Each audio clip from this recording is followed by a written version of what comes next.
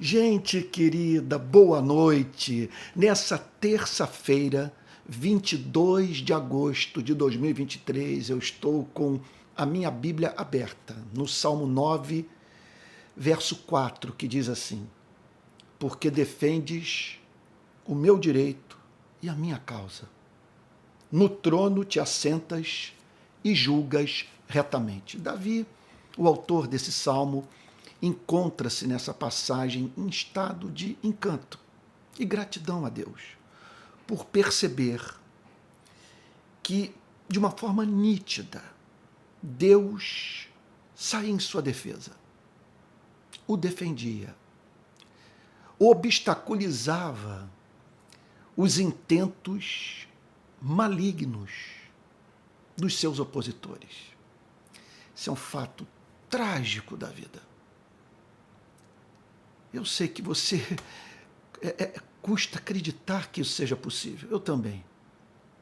Sobre o que eu estou falando, tem gente que nos odeia, que celebraria a nossa morte, que sentiria prazer profundo ou secreto caso nos visse tropeçar. Os motivos são os mais variados. Às vezes de natureza puramente espiritual, é gente movida pelo reino das trevas. A causa pode ser inconsciente, a própria pessoa não entende o seu comportamento, o que a leva a nos odiar tanto. Inveja é um dos motivos, simplesmente Deus lhe deu o que essa pessoa não tem.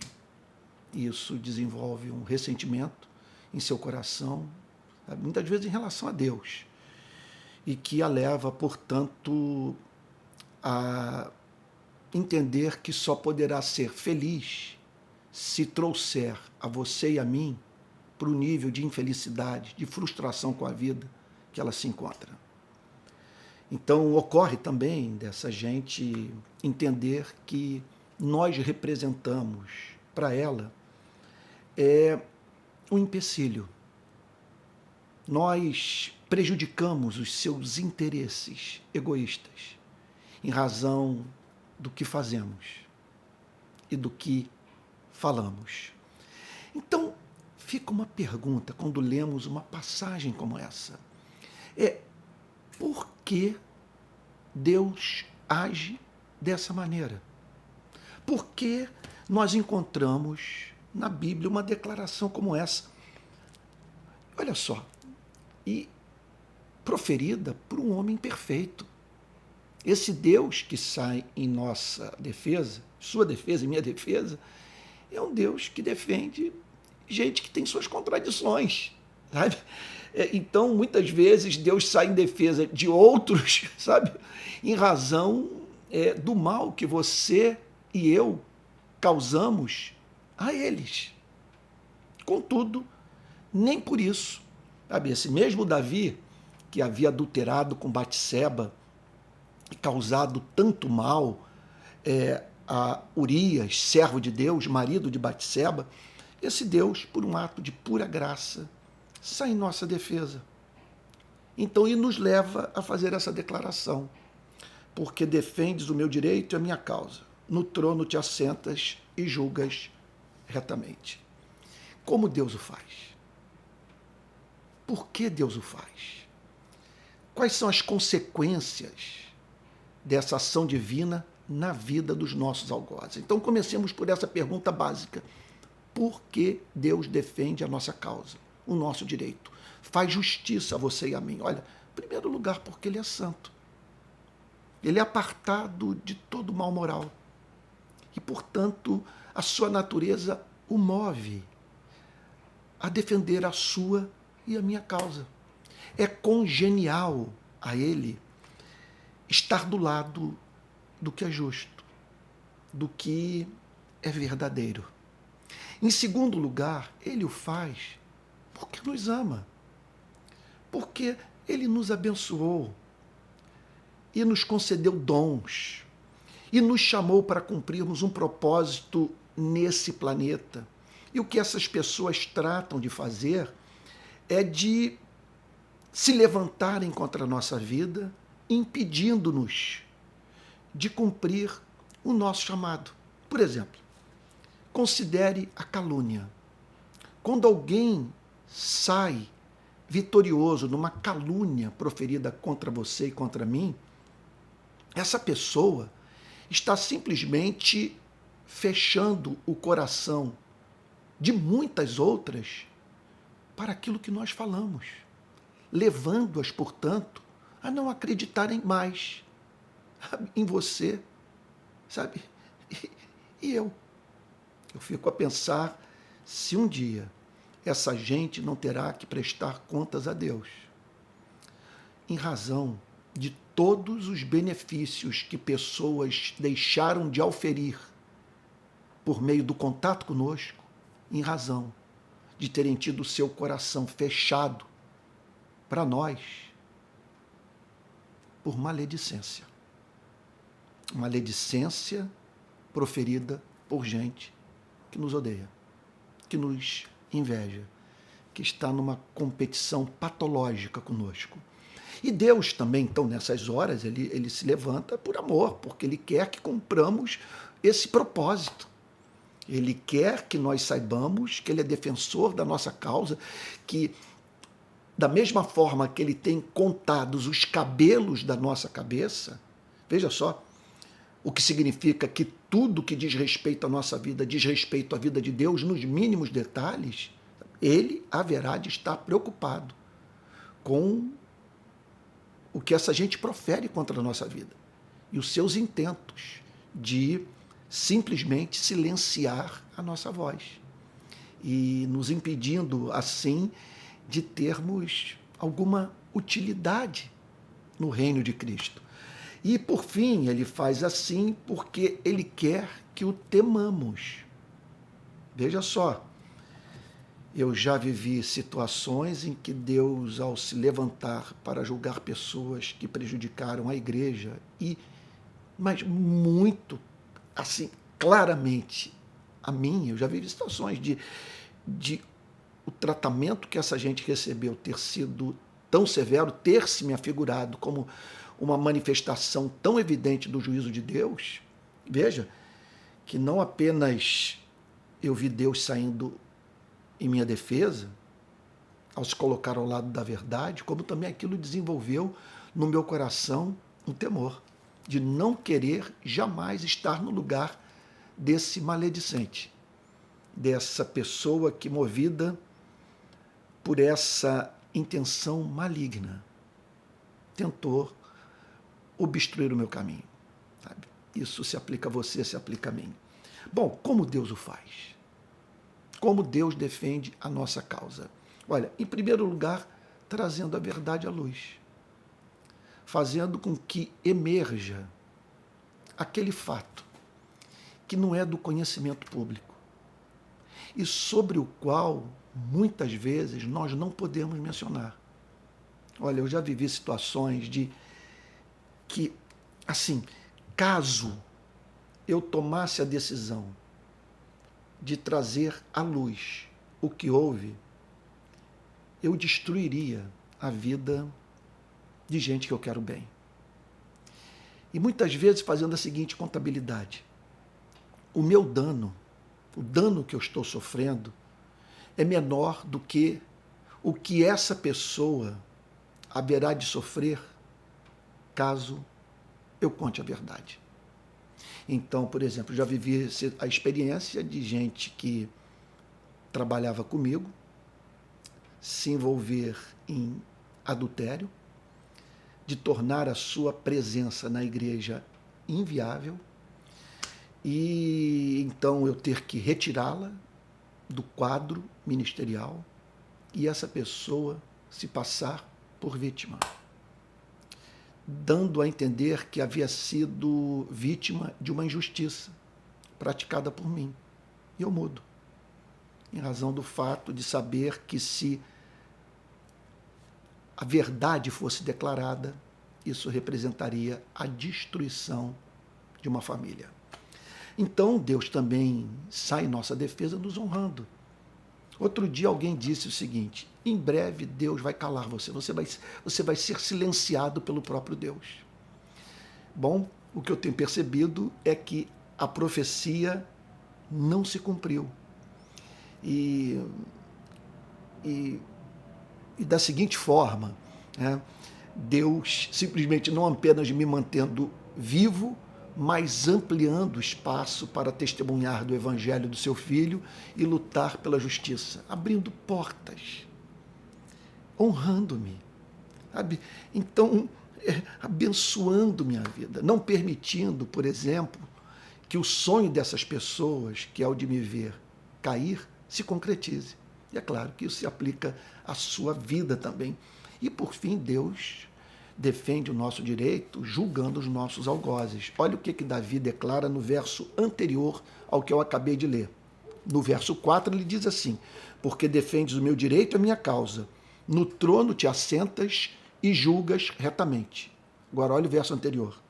Pois, ao retrocederem os meus inimigos, tropeçam e somem da tua presença. Então, é isso o que pode ocorrer. Daí a necessidade de reproduzirmos a atitude de Cristo, que na cruz orou pelos seus algozes, intercedendo por eles, dizendo: Pai, perdoa-lhes porque eles não sabem o que fazem. E nós devemos interceder pelos nossos adversários, porque se Deus sair em nossa defesa na forma de um juízo que vem sobre a vida desses que se levantam injustamente contra as nossas vidas, simplesmente essas pessoas passarão a entender o significado de terrível coisa é cair nas mãos do Deus vivo. Consequências práticas disso tudo. Em primeiro lugar, esperar em Deus. Sim, tem horas que não dá para falar. Outro dia alguém me deu o seguinte conselho: Antônio, em relação a essa situação que você está vivendo, conte a verdade.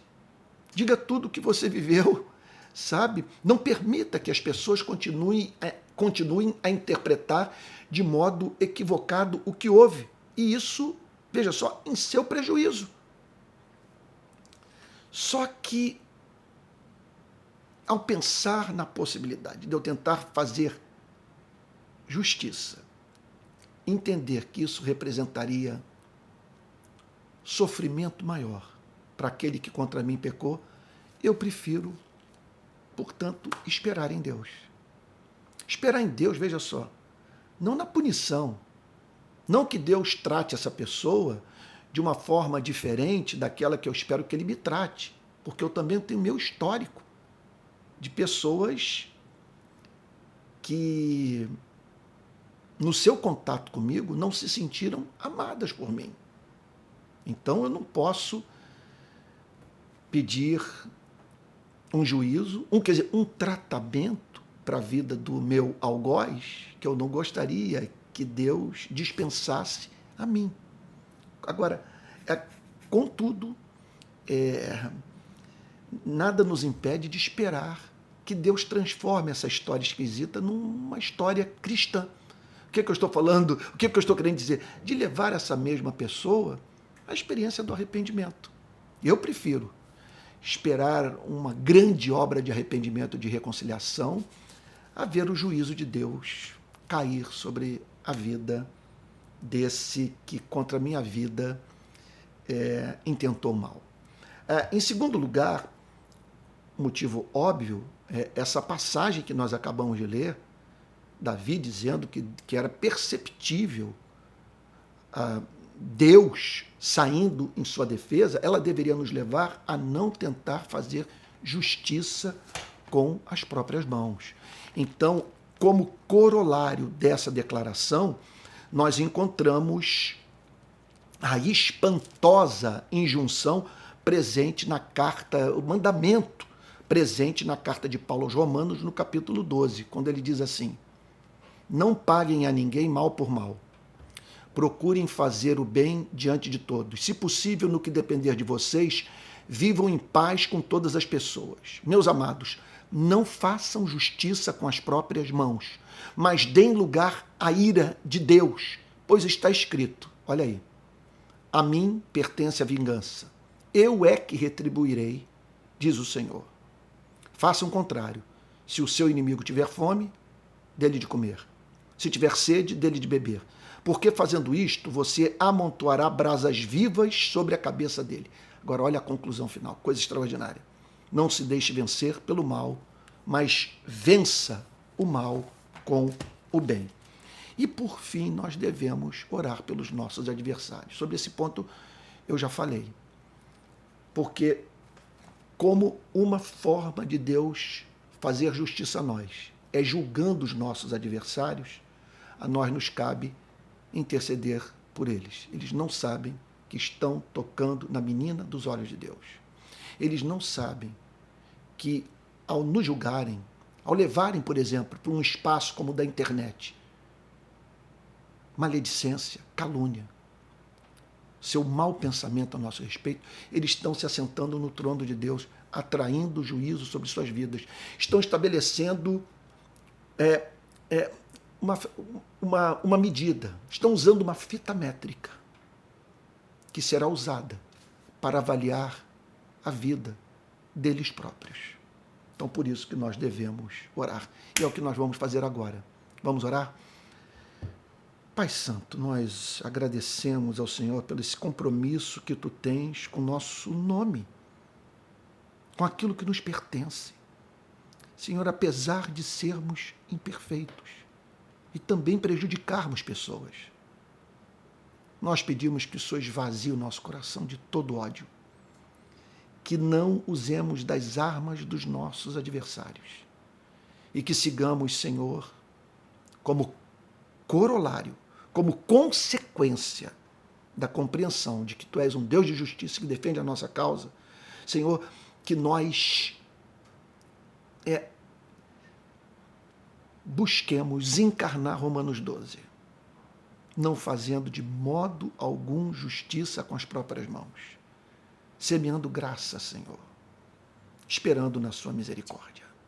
Faz assim, é o que te pedimos em nome de Jesus, com perdão dos nossos pecados. Amém. Amém. Olha só, gente querida, eu tenho aqui 4 recadinhos para dar para você que está me assistindo nessa noite. Primeiro, caso você queira contribuir com esse ministério, aqui vai um pix, palavraplena@gmail.com. Então é um mar de material que estou oferecendo gratuitamente e, é claro, para que esse trabalho seja mantido, é necessário a ajuda de pessoas, já que é isso. Esse é o caminho que eu escolhi tomar, dependendo, assim, da misericórdia divina. Bom, é sempre difícil para mim falar sobre isso. Eu também gostaria de lhe dizer que na descrição desse vídeo, no meu canal de YouTube, e na bio do meu Instagram, há o meu site. Ali você encontrará, clicando nesse endereço de site, você vai encontrar um portal para tudo o que eu faço nas redes sociais e os cursos que eu ofereço e por aí vai, tá bom? Não deixe de ir lá. Quero também lembrar que ano que vem farei viagem a Israel, fevereiro de 2024. Nós sairemos do Rio de Janeiro no dia 14, iremos para o Egito e do Egito, então vamos cruzar Israel inteiro, voltando para o Brasil no dia 29. E por fim, quero dizer que todo domingo às 10h30 eu estou pregando presencialmente em Niterói, na rua Andrade Neves, número 31, todo domingo às 10h30, com transmissão online para o país inteiro. E também no domingo, às 19 horas, o culto da noite, da rede de pequenas igrejas. Olha, eu espero que essa meditação tenha abençoado sua vida e lhe dado esperança de que cedo ou tarde, sabe? Seja nessa vida, seja naquele grande dia, a verdade vai emergir e Deus sairá em sua defesa. Sabe? Ele o ama e tem um compromisso radical com sua vida. Deus o guarde.